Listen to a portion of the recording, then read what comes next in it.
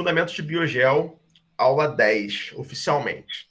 Hoje a gente vai falar rapidamente sobre biomas do Brasil. Eu não fiz uma aula extensa, exatamente porque vocês estão nessa fase final começando a finalizar o período, então devem estar cheios de atividades para fazer. Então eu fiz um apanhado dos biomas do Brasil, do que vocês precisam saber mesmo de cada um deles, porque muitos dos conceitos de biomas mais aprofundados vocês vão ver em climato, que a parte de climatológica eu sei que muitos de vocês não fizeram, e algumas coisas vocês vão ter que ver em geomorfologia também, principalmente na questão de domínios morfoclimáticos. Não adianta eu chegar aqui e falar de domínios morfoclimáticos para vocês se boa parte da turma ainda não cursou geomorfologia.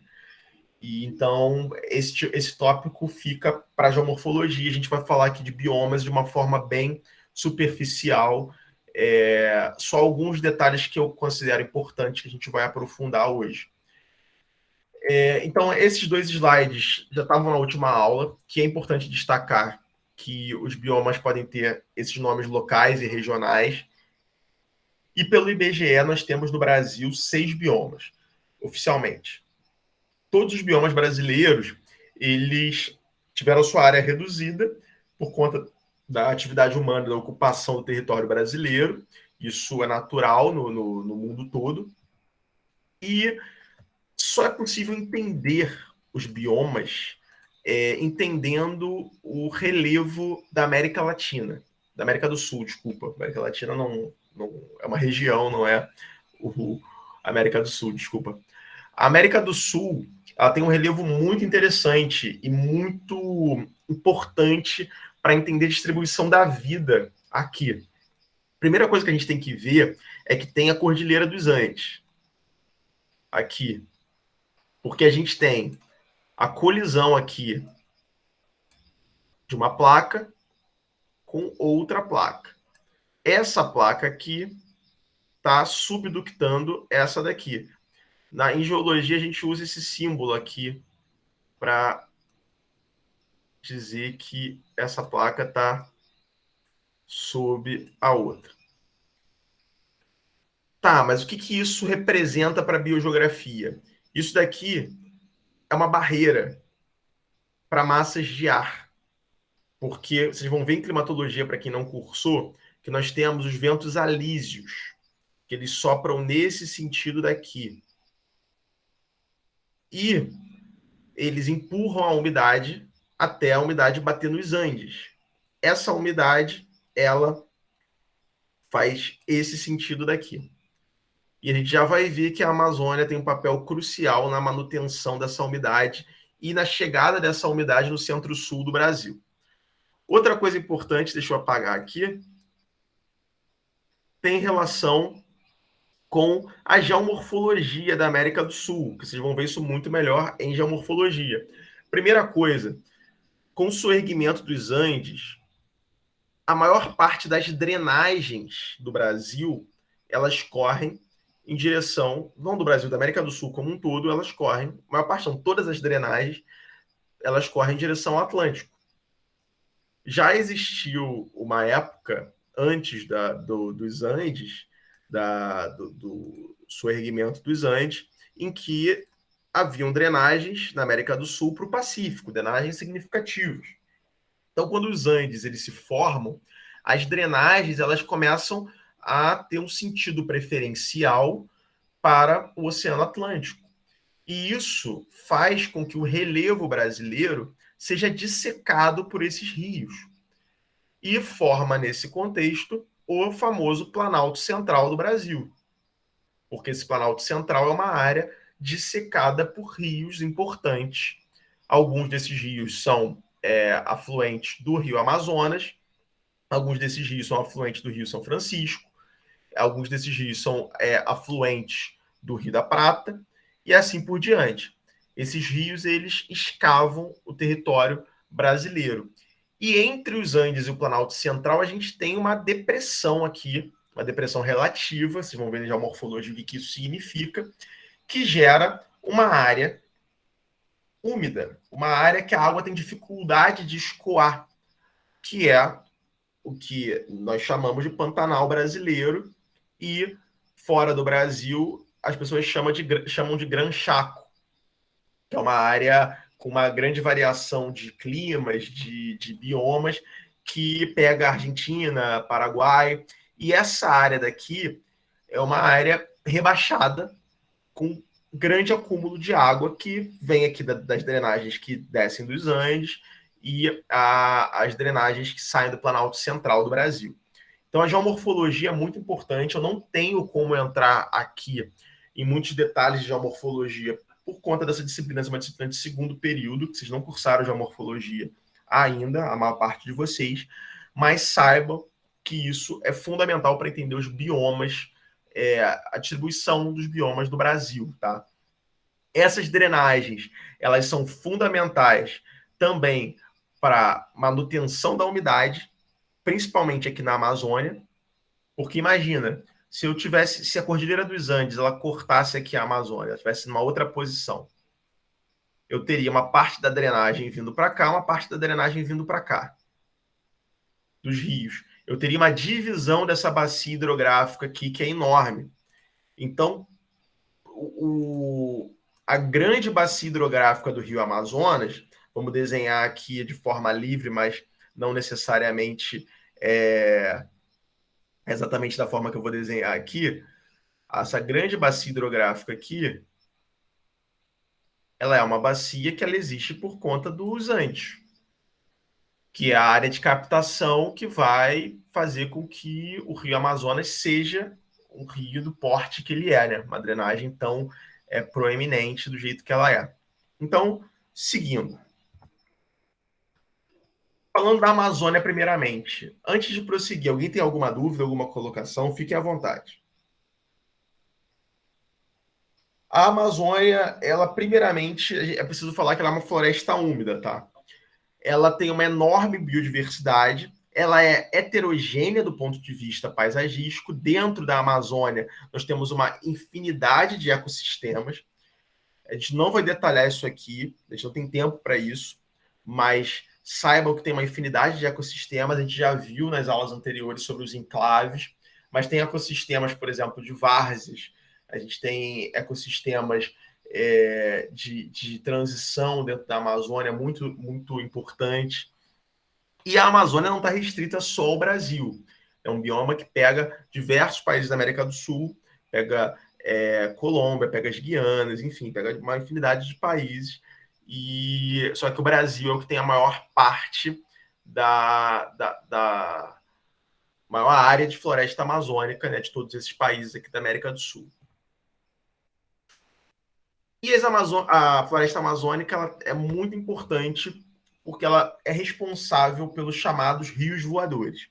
Alguns professores que vocês vão ter aula, eles não gostam desse termo rios voadores, porque eles dizem que rio não é voador, e eles estão certos. Mas é um termo que foi utilizado para divulgar a importância da Amazônia nas chuvas do centro-sul do Brasil. Porque lembra da evapotranspiração lá do ciclo da água? A vegetação ela libera água para a atmosfera. E nessa que ela libera água para a atmosfera, ela umidifica o ar. E como a gente tem os ventos alísios aqui empurrando essas massas que vêm do Oceano Atlântico aqui, a famosa massa equatorial oceânica, que ela é uma massa de ar quente e úmida, que ela entra no continente formando chuvas e ela continua úmida por causa da Amazônia e ela vai sendo empurrada em direção aos Andes e os Andes formam uma rampa, fazendo com que essas massas úmidas vai chover aqui nos Andes, que vai alimentar os tributários aqui do Rio Amazonas, e também a umidade que já se mantém ali no ar vai ser responsável pela formação de chuvas no centro-sul do Brasil. E é por isso que o desmatamento da Amazônia ele tende a causar estiagens no centro-sul do Brasil. Essas estiagens que a gente está vivendo, muito provavelmente elas poderiam ser minimizadas ou não existirem se a Amazônia tivesse menos desmatada. porque a umidade formada sobre essa floresta imensa chegaria nas áreas em que está faltando chuva. Então, quando você desmata a Amazônia, essas nuvens, essa massa de ar úmido não consegue chegar tão longe aqui no centro-sul do Brasil e também na Argentina, no Paraguai, em outras áreas que é importante essas chuvas também. É que a gente aqui está falando de Brasil, né? Então vamos restringir ao nosso território. Alguma dúvida até aí? Fiquem à vontade. Senão a gente prossegue. Tá tranquilo. Então, a Mata Atlântica. A Mata Atlântica também é uma floresta úmida que está relacionada com as massas de ar úmido que vêm do Atlântico. E também com algumas feições geomorfológicas que vocês vão aprender melhor em geomorfologia, que se chama de mares de morros. É um termo, até eu acho engraçado, mas é um termo muito utilizado dentro da geomorfologia, que é o relevo de mares de morro, que é ocupado pela Mata Atlântica, principalmente aqui no Sudeste. Foi um dos primeiros biomas a ser destruído, desde a colonização até os dias atuais, e o ciclo do café teve grande importância para destruir boa parte da Mata Atlântica.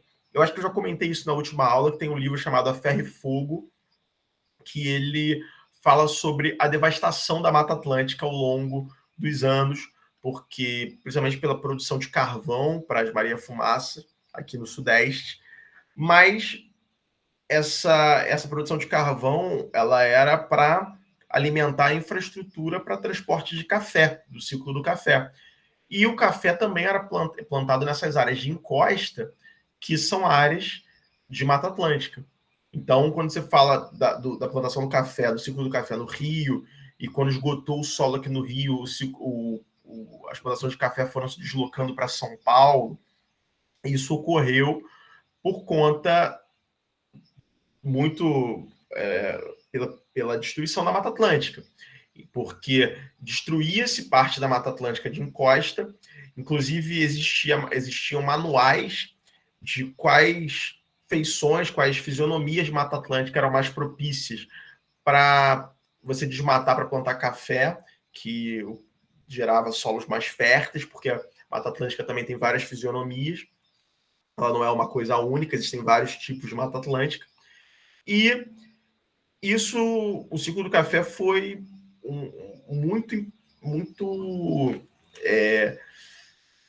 ele degradou muito a Mata Atlântica, porque depois, quando foi perdendo a produtividade, foi desmatando mais para ter propriedades maiores e foi perdendo mais ainda a produtividade, foi degradando os solos. E, por fim, quando não tinha mais como plantar café, botaram um boi, que o boi compacta o solo. Então, você já degradou ali o solo, esgotou ele todo, com uma plantina inadequado de café em encosta, que gera erosão de solo, que gera desgaste do solo. Depois que você não consegue mais plantar café, que aquilo tudo ali vira um pasto, você coloca boi ali, que vai compactar mais ainda o solo. É por isso que, se você pegar no Google Earth uma imagem de satélite do Rio de Janeiro, do estado do Rio de Janeiro, você vai ver que o Rio de Janeiro é um grande pasto. O Rio de Janeiro não é uma área extremamente vegetada fora das encostas. Então você vai ver que ele é um grande pasto porque boa parte dele foi desmatado nos ciclos econômicos.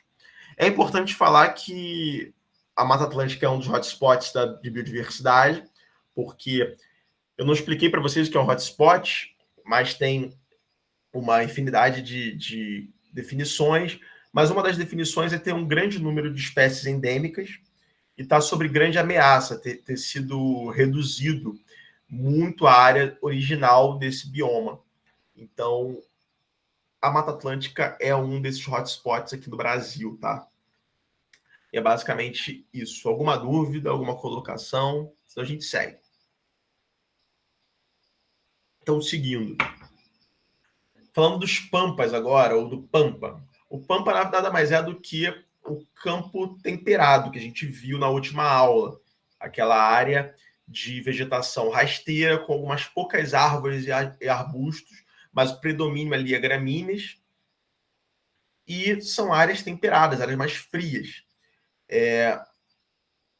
E predominam sempre ficou redundante aqui no slide, mas essas árvores e plantas de pequeno porte. Então, são esses grandes campos que também são muito utilizados para pecuária, lá no sul do Brasil, né? A Caatinga, que é importante falar que é um bioma exclusivamente brasileiro, tá? Ela é um bioma de semiárido exclusivamente brasileiro. Ela tem uma quantidade incrível de espécies endêmicas.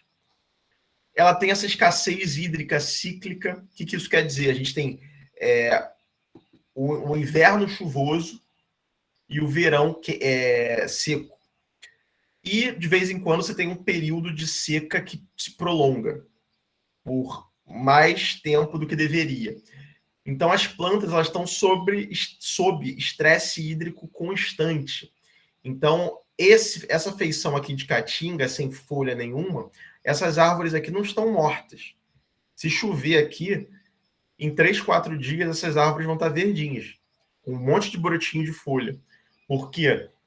Porque essas plantas da caatinga, não só árvores, elas estão tão adaptadas à escassez hídrica que quando está no período seco, mesmo que seja um evento extremo de seca, que tenha um período seco prolongado, essas árvores e plantas elas perdem as folhas para economizar água, e quando chove, elas brotam quase que imediatamente, muito pouco tempo. Então, se você tirar foto da caatinga num período úmido, perto de um evento de chuva, você não diz que é caatinga, porque fica tudo verdinho. Isso é muito interessante. Só que essas plantas são muito bem adaptadas ao estresse hídrico constante. Lembrando que a caatinga também é um bioma extremamente heterogêneo. Tem brejos de altitude lá, tem áreas também nas áreas mais rebaixadas com brejos. A gente tem uma dinâmica muito interessante, mas que vocês só vão entender isso a fundo quando fizerem geomorfologia. Vocês vão ver o domínio morfoclimático das depressões interplanáuticas, que é a caatinga, que é muito importante vocês entenderem a geomorfologia de lá para vocês entenderem por que da caatinga ter certas características, tá? Mas por enquanto aqui a gente está falando só da parte vegetal e do bioma em si para ser apresentado para vocês.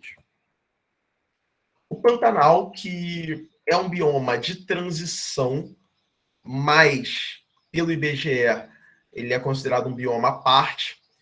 Ele sofre alagamentos sazonais, principalmente ele tem períodos úmidos, né? Muito, muito bem marcados. E ele é uma interface entre o Chaco, o Cerrado e a Amazônia. A gente já vai ver o que é esse Chaco aqui. Então, ele tem características desses 3 ambientes distintos, só que ele tem essa questão de ter esses alagamentos constantes, como é possível ver aqui. É uma área rebaixada, se vocês lembrarem lá do mapa geomorfológico da América do Sul, vocês vão ver que ele está entre os Andes e o Planalto Central, então é uma depressão relativa, é uma área que a água se acumula ali, e é por isso que ele alaga. E é um bioma nitidamente condicionado à geomorfologia, tá? A geomorfologia, ela circunscreve esse bioma, e sem a geomorfologia, não seria esse bioma que ocuparia essa parte do território brasileiro. O Chaco, o Gran Chaco, vocês vão ver com esses 2 nomes, é uma área que pega só um pedacinho do Brasil, muito... que, na verdade, muita gente chama de bioma, mas não é um bioma. Ela é uma região que significa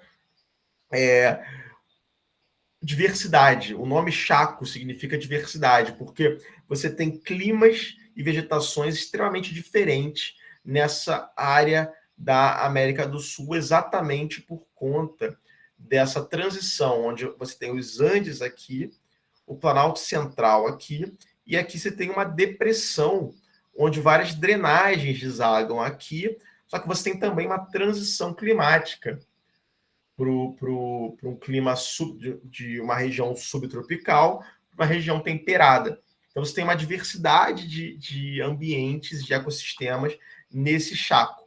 Então é uma região extremamente diversa, que varia muito de temperatura, de condições hidrológicas, de condições biológicas nessa região.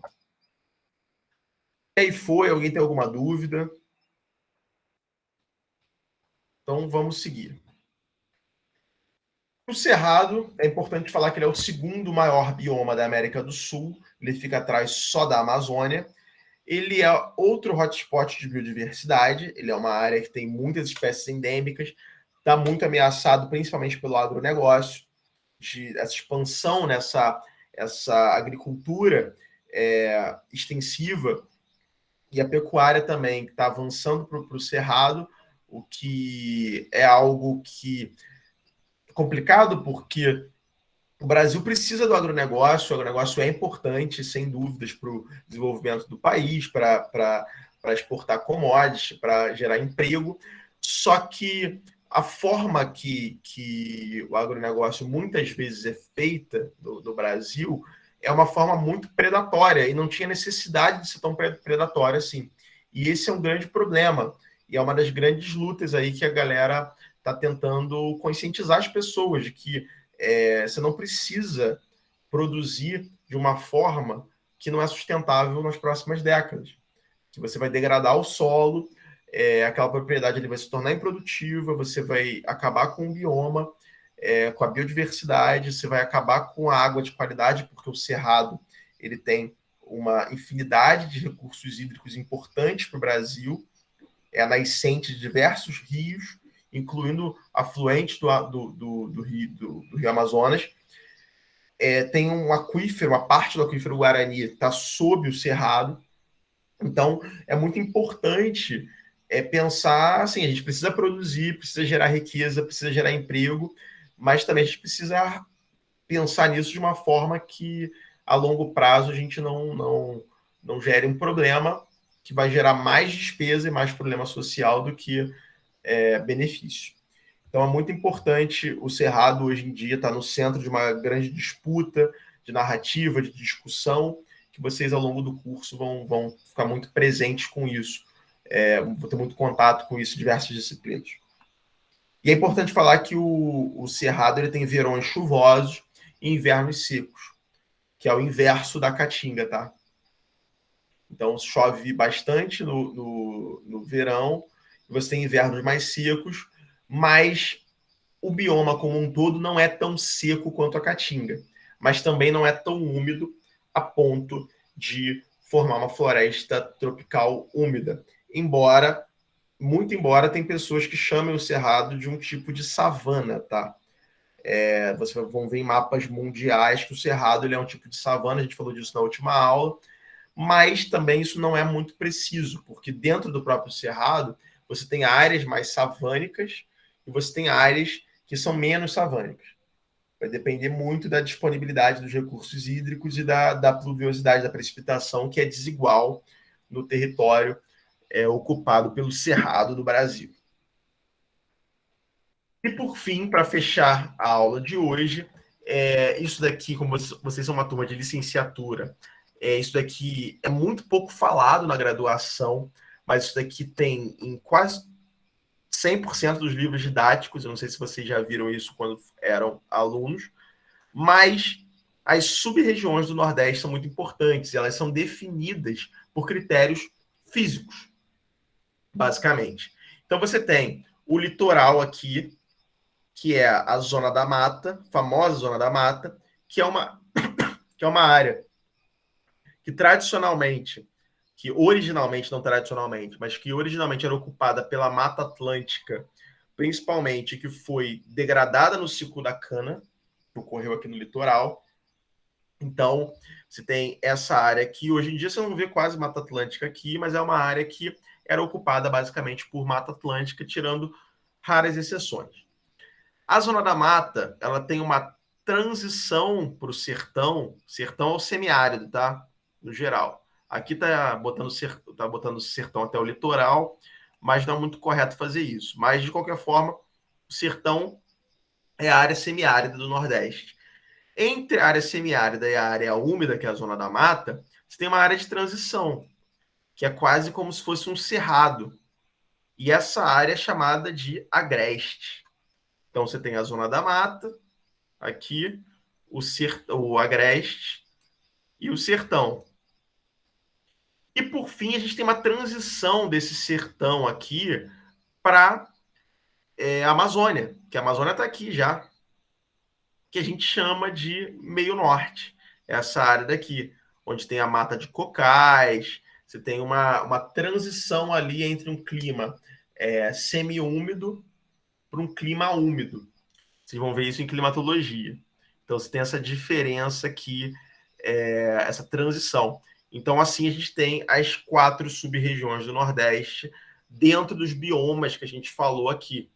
Então, o Nordeste é uma área bem complexa do ponto de vista biogeográfica, né? Se você pensar nessa distribuição de espécies do território, a gente tem uma grande área semiárida, que é a área mais seca do Brasil, e a gente tem uma transição entre 2 florestas úmidas, entre essa área semiárida aqui e a Amazônia, que é uma floresta úmida, e a Mata Atlântica, que é outra floresta úmida. Então, abro para perguntas, assim eu encerro a aula de hoje.